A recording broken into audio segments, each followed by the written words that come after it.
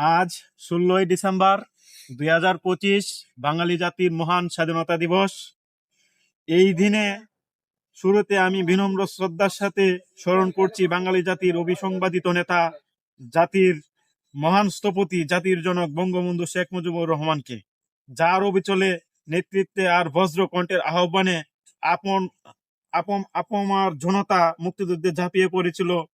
আমরা গভীরভাবে শ্রদ্ধার সাথে স্মরণ করছি সেই 30 লক্ষ শহীদকে, যারা তাদের তাজা রক্ত দিয়ে আমাদের এই লাল সবুজ পতাকা কিনে দিয়েছিলেন। শ্রদ্ধার সাথে সেই বীর মুক্তিযোদ্ধাকে, যারা অস্ত্র হাতে জীবন বাজি রেখে যুদ্ধ করেছেন, এবং আমাদের সেই সকল মা বোনকে যারা সম্ভ্য হারিয়েছেন, তাদের এই আত্মত্যাগী আমাদের বিজয়ের ভিত্তি।